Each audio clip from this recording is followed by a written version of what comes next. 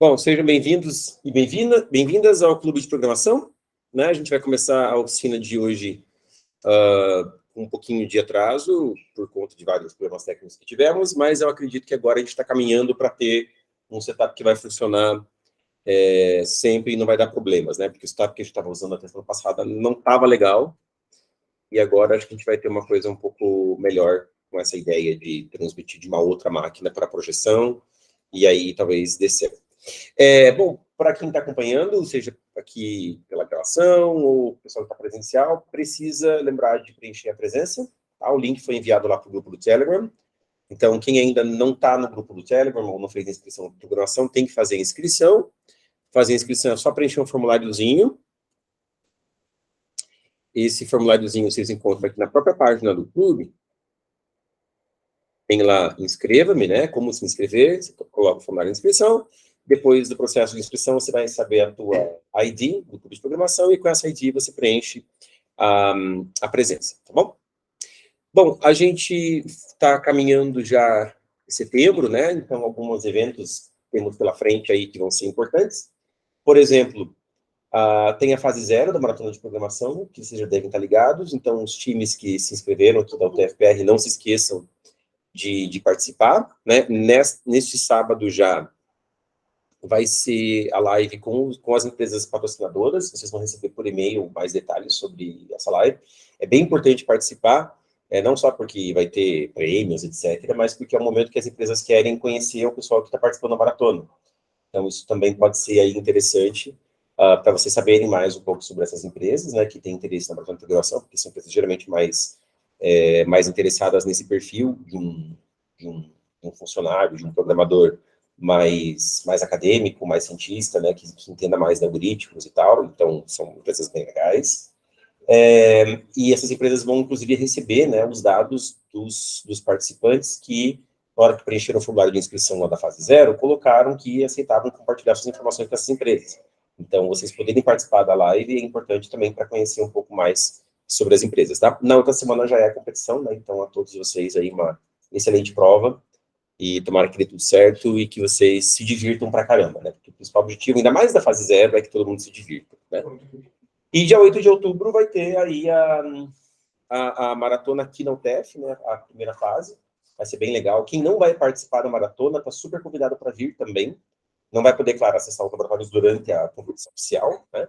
Mas pelo menos vai ver como é a maratona, vai ver balões sendo entregues, vai poder, sei lá, participar do coffee break. Enfim, vai ser divertido, tá? É um sábado à tarde, a competição é à tarde, de manhã tem um aquecimento, né? Então vai ser legal aí para quem quiser vir participar. Bom, em relação à oficina de hoje, a gente voltou agora à alternância, né, entre oficinas do tipo A e do tipo B. Hoje é uma oficina do tipo A, a gente vai ter uma hora júnior aí até umas 18 horas. Eu acho que mesmo com um super atraso a gente vai conseguir terminar até as 18, porque eu tinha colocado só 2 probleminhas mesmo. Depois um intervalinho, e aí a gente vai ter a oficina regular a partir das 18h20. Quem sabe, dependendo do horário que a gente terminar a hora júnior, a gente até adiante um pouco aí no intervalo e a oficina regular, tá? Na hora júnior, eu selecionei, como tem sido a tradição das últimas semanas, né? 2 problemas que figuraram no último treino júnior. Tá ok mesmo ali o projetor, pessoal? O pessoal aqui estão vendo bem? Tudo tranquilo? Tudo certo? Então, eu tenho que agora acostumar o meu cérebro a não olhar para o projetor, porque é tudo que está acontecendo aqui que está sendo projetado para lá. Então, é como acontecia no esquema das transmissões do YouTube na época da pandemia. Tem que lembrar que é isso, porque senão vai me atrapalhar agora olhando para lá. Então, a gente selecionou 2 problemas aí. Esse problema A do treino, que foi feito aí por vocês na semana passada, e o problema C também foram selecionados, né?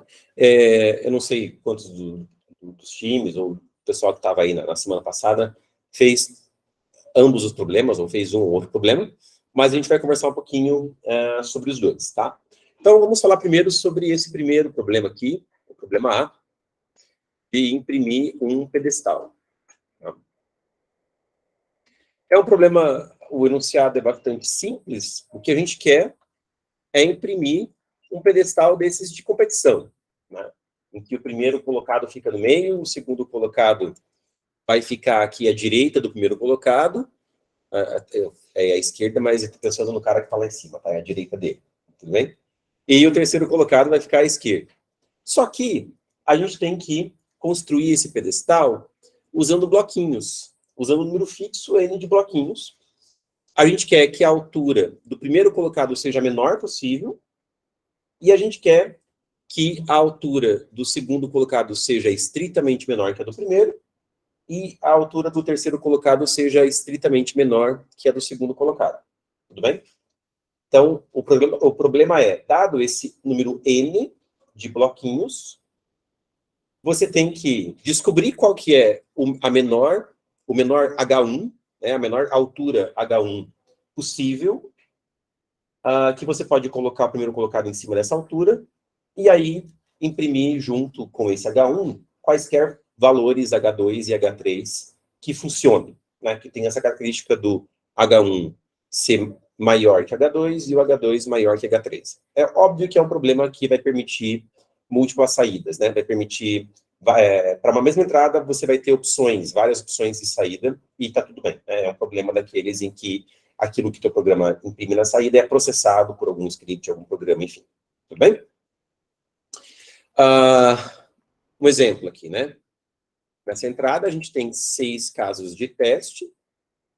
Cada caso de teste é um número, né? Então, por exemplo, com 11 bloquinhos, você pode botar o primeiro colocado em 5 bloquinhos, e aí você tem opções, né? Na verdade, você não tem muita opção. Você botar 5 é o mínimo mesmo para o primeiro colocado, e aí você vai ter que colocar 4 para o segundo colocado e 2 para o terceiro, né? Aqui não dá para eu reduzir o segundo colocado para 3, porque daí eu teria que aumentar o terceiro colocado para 3 também. Aí iam ficar iguais as alturas do segundo e terceiro colocados, certo?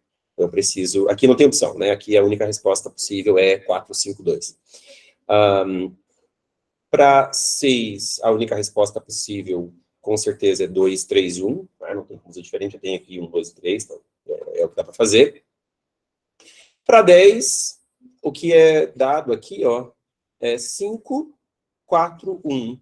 Bom, no 5 eu não posso mexer, né? A altura do primeiro colocado tem que ser a menor altura possível. Mas 4, 1, eu podia colocar também 3 e 2, certo? Seria uma resposta possível correta também. Tudo bem? Aqui, para 10 na quinta, tem essa tripla de valores, que já dá para ver que não é a única resposta possível, né? Porque, sei lá, se o H1, se o primeiro colocado a resposta está certa, eu poderia baixar esse final 334 para final 333 e esse final 331 para final 332, né? Subir para 332. Então, essa seria uma resposta correta, né? Bom, vocês entenderam qual que é o problema, tudo bem? Então, alguma ideia de como resolver esse problema? É importante, né? Não comentei, mas o limite de tempo é de 1 segundo por caso de teste. Acho que, inclusive, alguém tinha me perguntado na semana passada sobre essa questão do limite de tempo, o limite de memória, enfim, no brute forces, para esses problemas que têm múltiplos casos de teste, né? E eu tinha comentado algo como, não se preocupe muito com isso, faça sempre análise em relação a um caso de teste, e se a análise para um caso de teste der certo, dá certo.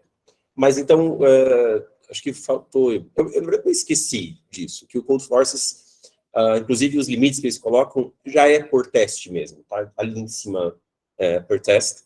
Então, por mais que a entrada e a saída sejam aqui de múltiplos casos de teste, o programa que vai avaliar o seu código vai considerar apenas o que o programa faz por caso de teste. Tá? Então, ele provavelmente vai quebrar ali a execução do seu programa para ver o quanto de recurso consumiu no processamento de cada caso de teste para poder garantir os limites que são colocados, tudo bem? Então, na verdade, tanta plataforma, né? O VA, o Bcrawl, o CodeForces, que eu esqueci que no CodeForces os limites eram por causa de teste, então só trazendo isso para vocês, tá? Bom, então, a gente tem aqui que por causa de teste o tempo limite é 1 segundo, né? E que o nosso inteiro N, o Setter aqui foi muito bonzinho, né?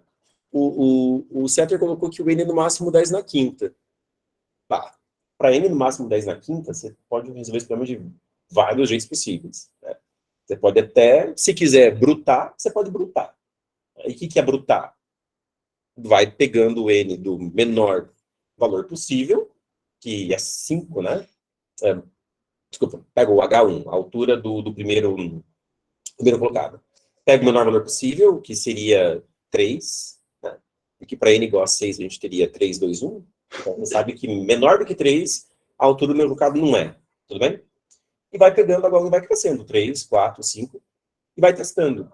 Para cada valor que você chuta o H1, você tenta encontrar H2 e H3 que funcione, certo?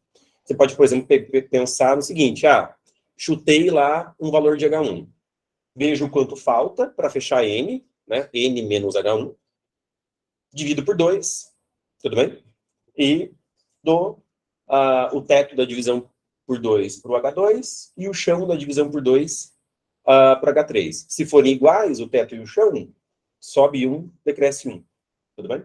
Só tem que ver, claro, né, se com isso, se o que falta para completar N não vai ultrapassar o H1.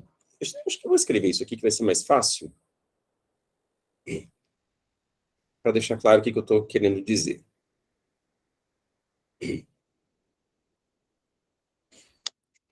A ideia é, se eu chutei lá um valor H1, alguém está pedindo para entrar aqui. Se eu chutei um valor H1, os outros dois números vão ter que somar N menos H1. Né? E aí, o que eu posso fazer é o seguinte, eu posso pegar o N menos H1 e dividir por 2. Tá? Se N menos H1 for par, não dá para botar esse valor aqui para H2 e H3, porque daí os valores vão ser iguais. Né? Se for ímpar, eu posso fazer o H3 receber esse cara, e eu faço o H2 receber o N menos H1 menos H3. Né? Quer dizer, o H3 ficou com o piso de N menos H1 sobre 2, e o H3 e o H2 ficou com o teto. São números diferentes, funcionou. Mas se o N menos H1 for par, isso não dá certo. Né? Mas se não der certo, eu posso pegar o H2 mais, e o H3 menos. Beleza? Veja que a soma do H3 e do H1 sempre vai dar a mesma, mas do H3 e do H2, desculpa, a soma do H3 com o H2 sempre vai dar a mesma, que é N menos H1. Ela precisa dar N menos H1. E se a soma precisa dar N menos H1 e os números não podem ser iguais, um deles tem que ser maior do que N menos H1 sobre 2. Tudo bem? Então, se o H2, que tem que ser maior do que N menos H1 sobre 2, ultrapassar o H1, ou chegar no H1 que você chutou, esquece, esse valor de H1 que você chutou é muito pequeno. Aí uma prova, inclusive, de que não é possível você montar o pedestal com essa altura H1 que você chutou. Então, chuta a próxima. Tudo bem? Todo mundo está convencido da solução desse jeito? Beleza? E é isso que a gente vai fazer. Tá? Vamos brutar no H1. Para cada valor do H1 que a gente chutar, a gente põe H3 e H2 desse jeito aí. E vai funcionar. Tem que funcionar. Beleza? Já estou aqui no código. Deixa eu fazer isso aqui virar um código. Fazer um código em C mesmo, C puro, apesar de salvar como CPP, como a gente sempre recomenda. Tá? Sempre salvem os códigos como CPP e submetam como C++, ainda que você não use nada do C++. Oi. Pode falar qual foi o jeito que você fez. Passou? Passou, né? Bom, se virou balão, tá tudo bem. Mas fala qual foi o jeito que você fez. Eu fiz para os ifs para o módulo da divisão, então, para o módulo do resto do número por 3. Aí, se é 0, tem que fazer escatinha. Se é 1, tem que fazer de meio um pouco maior. Se é 2, tem que fazer o terceiro um pouquinho menor. E se é escadinha de novo, eu fiz escadinha. Ok. Com certeza é muito melhor, né? Porque a quantidade de operações que você fez foi O de 1, você fez um número constante de operações por N que você recebeu. Então, em termos de computação, com certeza a sua solução é muito melhor. E se o setter tivesse colocado aqui restrições diferentes, por exemplo, se o setter tivesse colocado n da ordem de 10 na nona, essa solução que eu estou fazendo aqui não ia passar, porque ela é linear em n, e a solução é constante em n, certo? Então, a questão é, você sempre tem que olhar para as restrições do problema. E isso não é só uma questão de programação competitiva, tá? Isso, na verdade, tem a ver, inclusive, com programação na vida real, né? Por exemplo, na vida real, você pode estar lidando com um problema de multiplicação de inteiros. Na empresa surgiu um negócio lá de multiplicar inteiros grandes, certo? E aí você olha esses inteiros grandes e você tem a garantia que o número de bits desses inteiros grandes nunca vai ultrapassar 1000. Por que diabos você vai usar um algoritmo que é m log m log log m, sendo m número de bits do número, para multiplicar os seus inteiros, algoritmo super eficiente, mas que precisa de transformação de Fourier, precisa de um monte de coisa, um algoritmo código gigantesco, né? Código gigantesco, mais propenso a dar bug. Por mais que seja muito mais eficiente do que o algoritmo da tia Maroca para multiplicar inteiros, que é n ao quadrado, né? Número de bits ao quadrado, é capaz, em vez de ir para números pequenos, o algoritmo quadrático vai ser melhor do que o m log m por causa das constantes grandes, né? Suprimidas aí pela notação assintótica por conta da implementação do algoritmo que é tão complexo, que usa a transformação de Fourier. Então, você tem que ter noção, assim, não é só porque o algoritmo ele tem uma complexidade assintótica melhor, que ele é o mais apropriado para a situação. E a programação competitiva, ela também explora um pouco isso quando coloca problemas, como esse, mas aqui estou fazendo um pouco a barra, com constantes menores. Para você perceber, pô, se as restrições são menores, usa aquilo que é mais fácil de você codar. Se você pensou se o teu primeiro pensamento da cabeça for, dá para brutar? Bruta. Né? Não fica perdendo tempo tentando elaborar uma coisa mais elaborada, que vai ter uma análise de casos mais refinada e que seja até melhor assintoticamente, você não precisa disso. Né? Na maratona de programação, o importante é o balão sair o mais rápido possível. Então, se você conseguiu construir uma solução e a solução está ok em relação às restrições do problema, cola a solução e vai embora. Não fica perdendo tempo tentando pensar um jeito melhor. Né? O jeito melhor é o jeito que vira balão mais rápido. Né? E isso não é só porque é programação competitiva, mas isso também tem a ver um pouco com a vida real, das coisas que a gente faz aí em relação às restrições que garantidamente o nosso cenário nos dão. Tudo bem? Joia. Chega de blá, blá, blá. Vamos continuar o código. A gente tem, então, o número n que a gente vai ler. Né? E eu vou chutar o H1 aqui. Vou declarar o H1, H2 e H3 aqui em cima. Ops. Só porque eu falei que não ia usar nada do C++. Só que eu falei que ia fazer um código C puro, ANSI, você tem que declarar as variáveis lá em cima, né? Não dá para declarar a variável no for. Então, eu vou pegar o 3, não, né? 1 não, vou começar do 3, H1 menor que N, né? Se chegar no N, acabou, não vai sobrar nada pro H2 e pro H3. H1 mais. E aí, eu vou pegar aqui, então, o H3, essas linhas, né? Tirar daqui. CANSI não dá. CANSI, C88, não permite você declarar a variável no meio do código. C mais recente permite, né? Não, sim, o C99 já permite já. É que o CANSI é C88, né? E se você submeter o código como C puro na maratona, ele vai ser considerado como CANSI, eu acho. Quase certeza. E CANSI é super restritivo, né? Não deixa fazer quase nada. É um dos motivos pelos quais a gente fala, não submete como C. Bom, setei o H3, né, o piso de N menos H1 sobre 2, setei o H2, se H2 é igual a H3, faço aquele esqueminha ali de sobe um, desce o outro, subiu um, desceu o outro, o que eu vou verificar agora é se o H3 é maior que 0, né, porque nessa história de ele descer, ele pode ter descido, inclusive, para 0, ou para baixo de 0, né?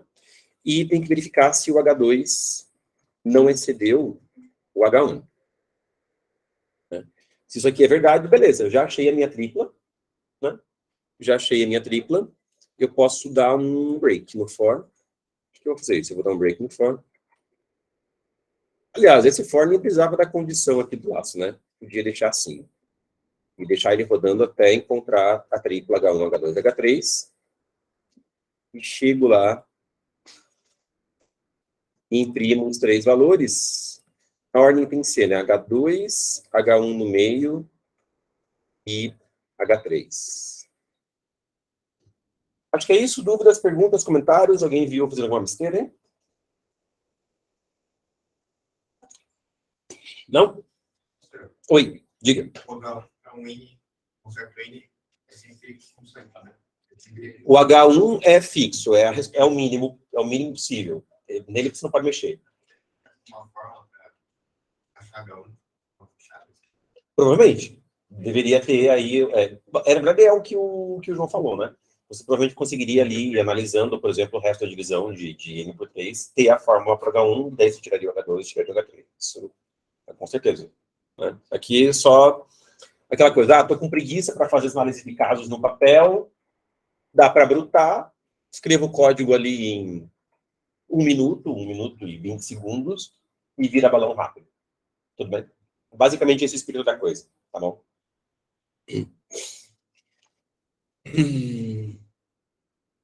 Vou compilar e testar.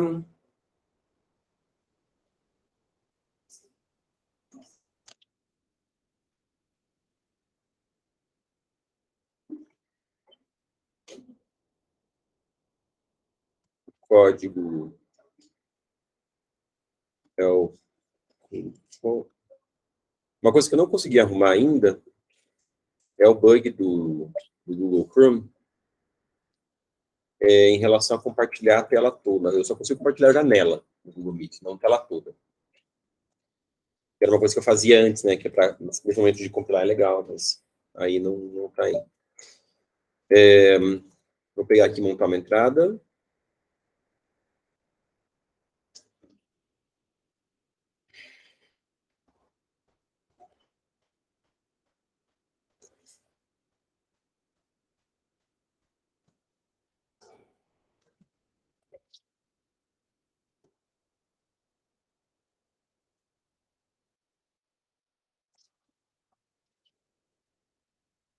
Ele deu uns valores lá, parece que bem parecido com o que a gente tinha visto, exceto aquele final 3.5, que ficou final 3.3, final 3.5, final 3.2, e no exemplo era 3.4 com 3.1, né? Mas basicamente parece que está funcionando. Então a gente vai submeter o código.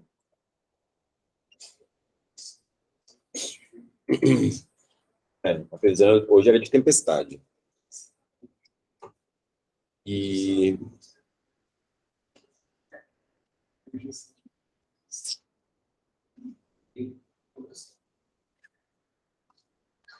Cadê o Code Forces?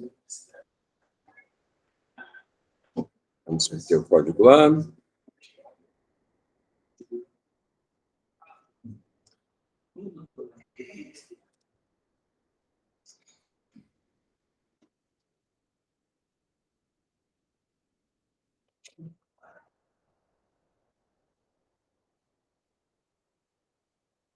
Beleza, passou.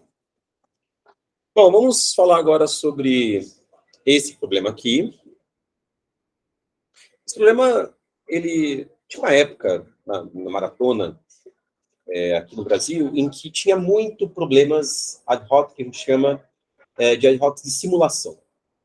Em que, basicamente, a descrição do problema é a descrição de um procedimento, de uma tarefa, de um processo, de alguma coisa assim.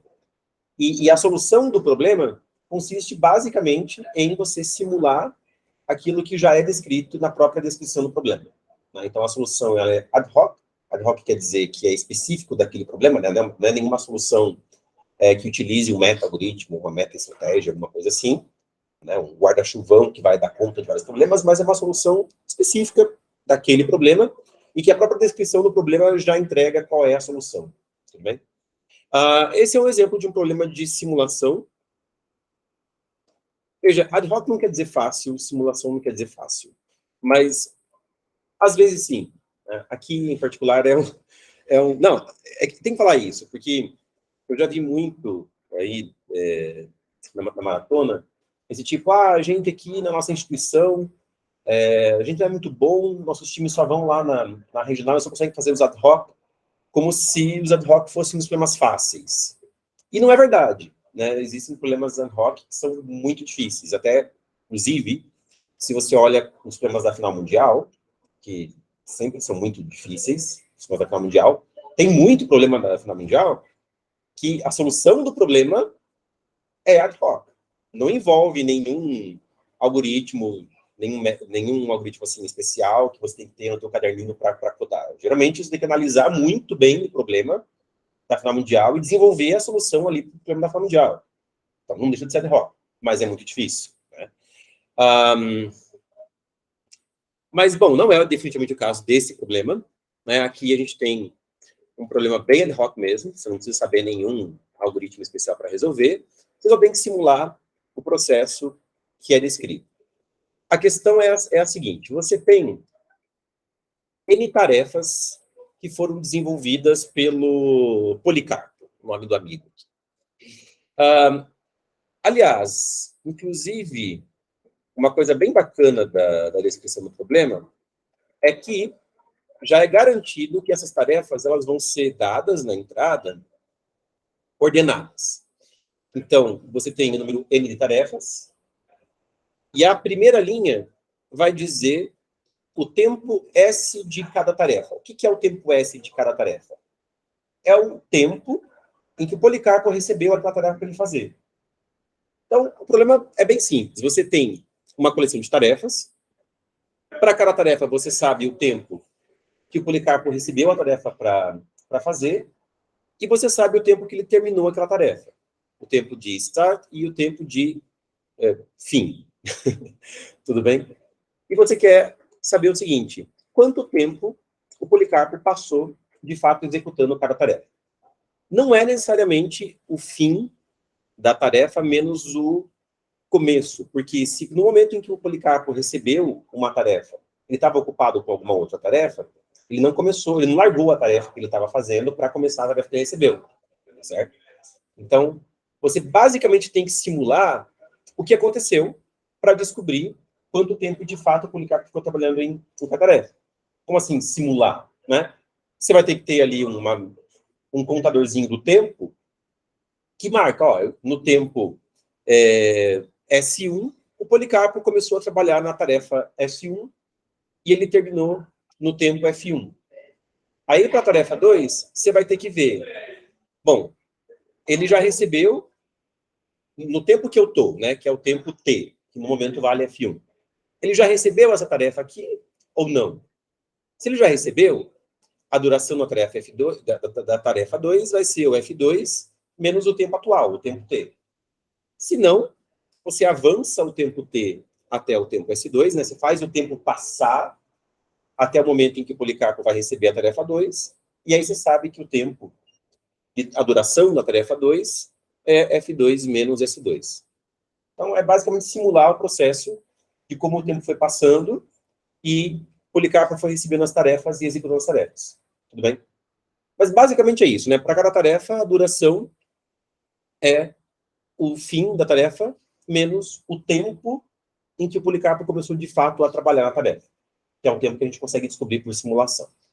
Tudo bem? Dúvidas, perguntas, comentários?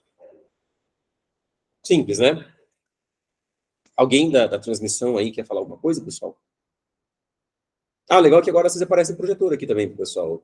Isso é uma novidade para vocês aqui, que acompanham sempre a gente pela internet, que antes vocês não apareciam, agora vocês aparecem. Quem quer falar alguma coisa aí? Não? Então vamos codar.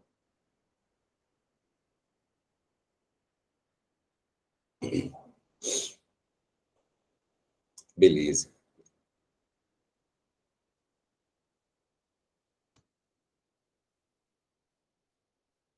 Deixa eu abrir aqui.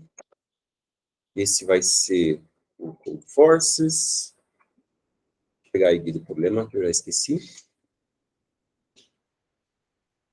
É 1690A.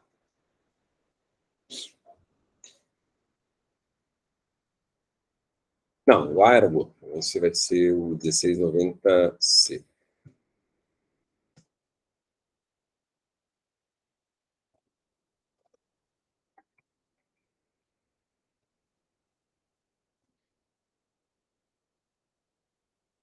Então, a gente vai ter aí, né, o número de casos de teste. Eu não vou chamar de T, apesar da descrição do problema chamar o número de casos de teste de T, mas eu vou usar T para ser o tempo, tá? Então, eu vou chamar aqui de N cases, é o número de casos. N é o número de tarefas, né? O S, que vai ser um vetor dos tempos de início das tarefas, dos tempos em que o Policarpo recebeu as tarefas, e T vai ser aí o tempo de... Não, F, né, vai ser o tempo de fim das tarefas. Eu vou definir o nosso max, que é o número máximo de tarefas. Descrição do problema fala que são 2 vezes 10 na quinta tarefas, né?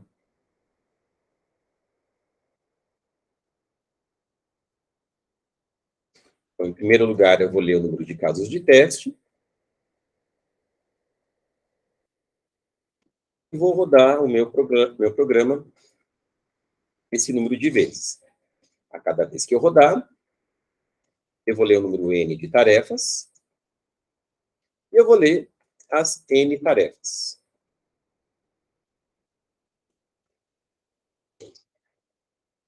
Primeiro eu vou ler o tempo S de cada tarefa.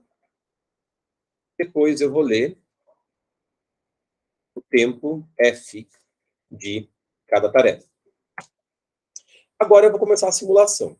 Então eu vou ter a minha variável T, que começa no tempo 0, e eu vou começar a analisar as tarefas uma a uma. Desde a tarefa I, desde a tarefa 0 até a tarefa N-1. Lá na descrição do problema era de 1 a N, não faz mais diferença, né? Para cada tarefa, a resposta que eu vou ter que imprimir vai ser o tempo do fim daquela tarefa menos ou o início da tarefa, certo? O início, o tempo em que a tarefa foi dada para o Policarpo, se ele estava disponível naquele momento, tudo bem? Ou então, o tempo T. Né? Quer dizer, se o SI for menor do que o tempo T, quer dizer que quando o Policarpo recebeu a tarefa, ele não estava disponível.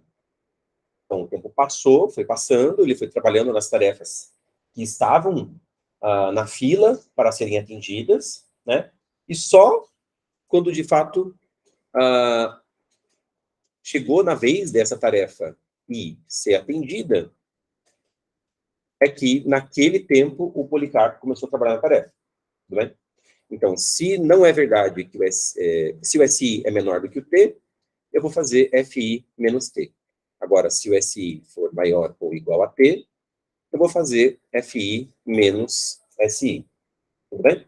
Então, quer dizer, vou fazer FI menos o maior dentre os valores SI e T. Para usar o max aqui, eu preciso do C++, né? Isso é coisa da STL, do C++. Vou botar aqui o cabeçalho do C++. Beleza, imprimi a resposta para a tarefa I, aí vou fazer o tempo passar, né? Fazer o tempo passar é fazer o T receber FI.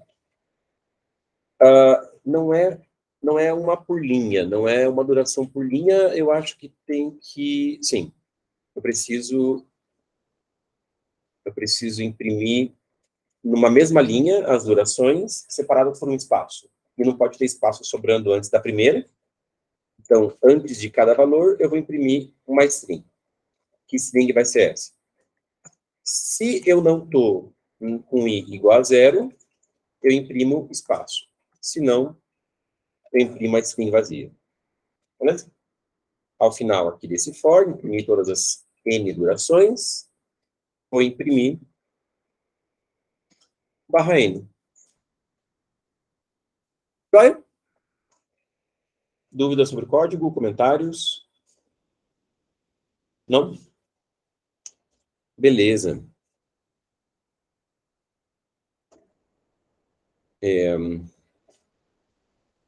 Tá, eu vou então... Peraí. compartilhar essa janela e submeter. Aliás, tem que compilar e testar. Esqueci de compilar e testar.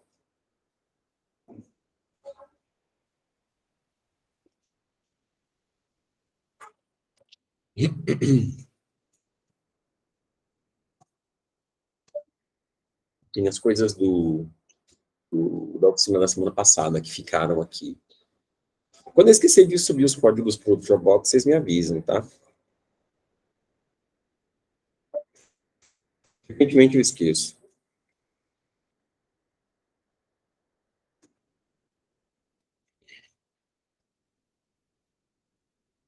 Pegar aquela entrada que está lá na descrição do problema, colocar nesse arquivo tmpn.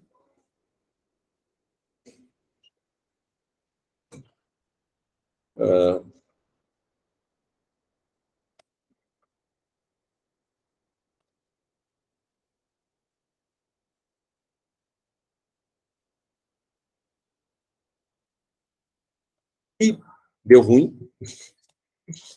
Alguma coisa a gente fez, eu fiz de errado no código, vamos descobrir. Vamos lá. Uma...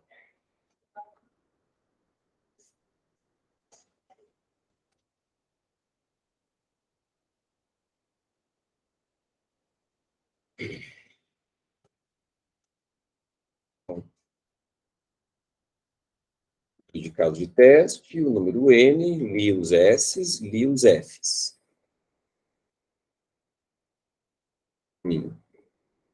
Por que que isso daria loop, né? Isso demoraria. Deixa eu olhar a descrição do problema e ver se é isso mesmo.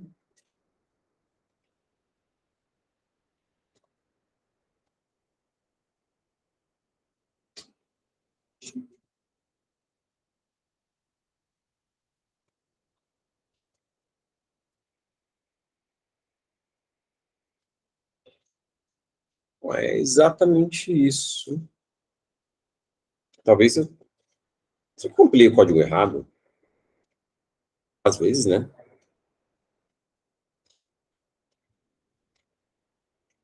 Vamos ver.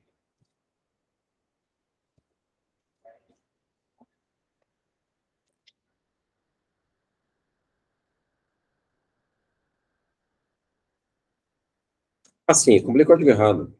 É o C. Coisa acontece na prova, viu? Você compila o código errado, daí não funciona, não sabe por quê. É, faz parte. Está compilando.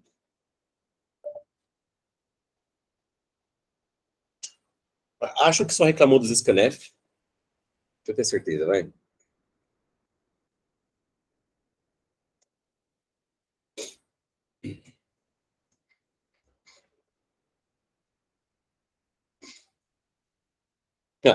Só dos scanf mesmo. E aí, vou rodar um conjunto de valores aí que eu estou olhando aqui para a descrição do problema. Peraí, não estou olhando ainda, agora estou. É parecido, olhando por cima, parece que está tudo ok. Então a gente pode submeter já o código.